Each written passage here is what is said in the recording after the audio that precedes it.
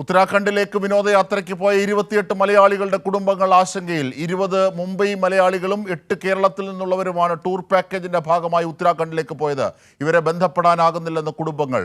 വിവരങ്ങളുമായി ഉമേഷ് ഞങ്ങളുടെ പ്രതിനിധി ചേരുന്നു. ഉമേഷ്, ഇങ്ങനെയൊരു ദുരന്തം ഉണ്ടാകുന്നു, ഉത്തരകാശിയിൽ സ്വാഭാവികമായി അവിടെ മലയാളികളുണ്ട്. നമ്മുടെ അന്വേഷണത്തിൽ ബോധ്യമാകുന്ന കാര്യങ്ങൾ എന്തൊക്കെയാണ്? ഇപ്പോൾ കുടുംബങ്ങളുടെ ആശങ്ക എന്തൊക്കെയാണ്? എത്ര മലയാളികളാണ് അവിടെ പെട്ടിരിക്കുന്നത്? ഇവരെ ഒന്നും കമ്മ്യൂണിക്കേറ്റ് ആകാത്ത സ്ഥിതിയാണോ? അടക്കം സമഗ്രമായ വിവരത്തിലേക്ക് പോയാൽ ഉമേഷ്.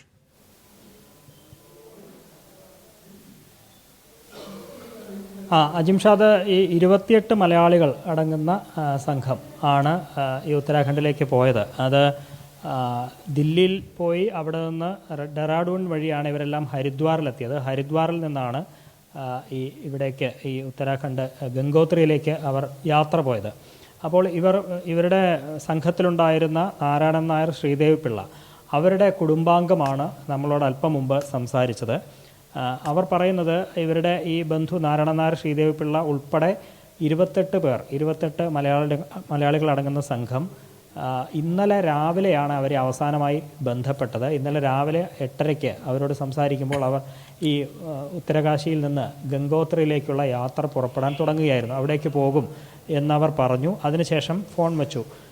പിന്നീടാണ് ഉച്ചയ്ക്കാണ് ഈ വാർത്ത വരുന്നത്, അപകട വാർത്ത വരുന്നത്, മിന്നൽ പ്രളയത്തിൻ്റെയും വലിയ ദുരന്തത്തിൻ്റെയും ഒക്കെ വാർത്ത വരുന്നത്. അതിനുശേഷം ആ സമയം മുതൽ അവരെ തുടർച്ചയായി ബന്ധപ്പെടാൻ ശ്രമിക്കുന്നുണ്ട്. പക്ഷേ ആരെയും ഈ നിമിഷം വരെയും കിട്ടിയിട്ടില്ല. ഇപ്പോൾ ഏതാണ്ട് 24 മണിക്കൂർ പിന്നിട്ട് കഴിഞ്ഞു. ഇപ്പോഴും അവരെ നേരിട്ട് ഫോണിൽ ആരെയും തന്നെ കിട്ടിയിട്ടില്ല എന്നാണ് പറയുന്നത്. ഈ 28 പേരിൽ 20 പേർ മുംബൈയിൽ നിന്നുള്ള മലയാളികളാണ്. മുംബൈയിൽ സ്ഥിരതാമസമാക്കിയ മലയാളികളും 8 പേരാണ് ഇവിടെ കേരളത്തിൽ നിന്ന് പോയത്. കേരളത്തിൽ ഈ തൃപ്പൂണിത്തുറയിൽ നിന്ന് ഉള്ളവർ കൂടാതെ തിരുവനന്തപുരം, കായംകുളം ഒക്കെയുള്ളവരുണ്ട്. അതിൽ ഈ 8 പേരും കുടുംബാംഗങ്ങളാണ്. ഇവിടെയുള്ള 8 പേരും ബന്ധുക്കളാണ്, കുടുംബാംഗങ്ങളാണ്. ആ 8 പേർക്ക് പുറമെ മറ്റ് 20 പേർ അവർ മുംബൈയിൽ നിന്നുള്ള മുംബൈ മലയാളികളാണ്. അങ്ങനെ ആകെ 28 പേരാണ് ഹരിദ്വാറിൽ നിന്ന് ഉള്ള ബസ്സിൽ യാത്ര തിരിച്ചത്. അവിടെ ഹരിദ്വാറിലെ ശങ്കരാചാര്യ ചൗക്ക്, അവിടെ ഒരു ശ്രീഹരി ബസ് സർവീസ്, ആ ബസ് സർവീസ് വഴി അവർ ഏർപ്പെടുത്തിയ ടൂർ പാക്കേജ്, അവരാണ് ഈ ബസ് ഏർപ്പാടാക്കിയത്. ആ ബസ്സിലാണ് 28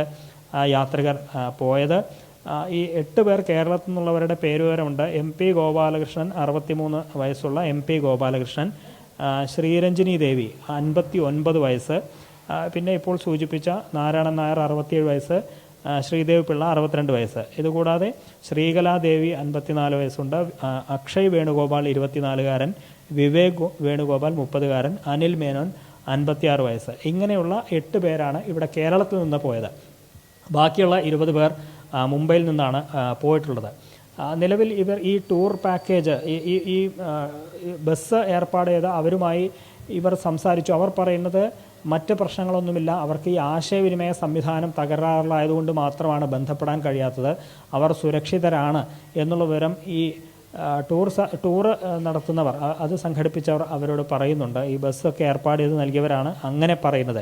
പക്ഷേ ഔദ്യോഗികമായ ഒരു വിവരം ഇതുവരെ അവർക്ക് എന്താണ് ഇവർക്ക് സംഭവിച്ചത്, ഇവർ എവിടെയാണുള്ളത്, ഈ പറഞ്ഞതുപോലെ ആശയവിനിമയ സംവിധാനങ്ങളുടെ മാത്രം പ്രശ്നമാണോ തുടങ്ങിയ കാര്യങ്ങളിലൊക്കെ ഒരു ഔദ്യോഗിക സ്ഥിരീകരണം ഇതുവരെ ലഭിച്ചിട്ടില്ല. പ്രത്യേകിച്ച് പ്രതിരോധ സേനകളുടെയും അല്ലെങ്കിൽ ഡിഫൻസിൽ നിന്നും തന്നെ അത്തരത്തിലുള്ള അറിയിപ്പുകളൊന്നും വന്നിട്ടില്ല. ചില മലയാളികൾ അവിടെ ഉണ്ട്, അവർ സുരക്ഷിതരാണെന്നുള്ള വിവരമുണ്ട്. പക്ഷേ അത് ഈ പറയുന്ന 28 പേരാണോ അല്ലയോ എന്നുള്ള കാര്യങ്ങളിലൊന്നും ഒരു വ്യക്തത വന്നിട്ടില്ല. അതിന് ഇവരെ നേരിട്ട് തന്നെ ബന്ധപ്പെടാൻ കഴിയണം, അവരോട് നേരിട്ട് സംസാരിക്കാൻ കഴിയണം. ഇവിടെ നിന്നുള്ള 8 പേരുടെയും മൊബൈൽ ഫോണിൽ മാറി മാറി വിളിച്ചു നോക്കി. പക്ഷേ പലരുടെയും മൊബൈൽ ഫോൺ സ്വിച്ച് ഓഫ് ചെയ്ത നിലയിലും ഒക്കെയാണ്. അതൊരു പക്ഷേ ചാർജ് തീർന്നതുകൊണ്ട് അങ്ങനെയാകാം, സുരക്ഷിതരായിരിക്കാം എന്നുള്ളത് തന്നെയാണ് ഇവർ കരുതുന്നത്. പക്ഷേ ഇവരെ നേരിട്ട് ബന്ധപ്പെടാൻ കഴിയാത്ത അത്രയും സമയം ഇവർക്ക് ആശങ്ക തന്നെയാണ്. ഇപ്പോഴും ആ ആശങ്ക തുടരുന്നുമുണ്ട്. ഉടൻ തന്നെ ഇതുമായി ബന്ധപ്പെട്ട് വിവരങ്ങൾ ഇത്തരത്തിൽ മാധ്യമങ്ങളിലൂടെയൊക്കെ വാർത്ത വരുന്ന ഘട്ടത്തിൽ ആരെങ്കിലും അത് കണ്ട് അതുമായി ബന്ധപ്പെട്ട വിവരങ്ങൾ അല്ലെങ്കിൽ അക്കാര്യത്തിലൊരു അപ്ഡേഷൻ വരും എന്നുള്ളത് തന്നെ ഇവരുടെ കുടുംബാംഗങ്ങളും പ്രതീക്ഷിക്കുന്നത് അങ്ങനെ തന്നെയാണ്. അജിംഷാദ്. ശരി ഉമേഷാണ് അവിടെ നിന്നും സമഗ്രമായ വിവരങ്ങൾ നൽകിയത്.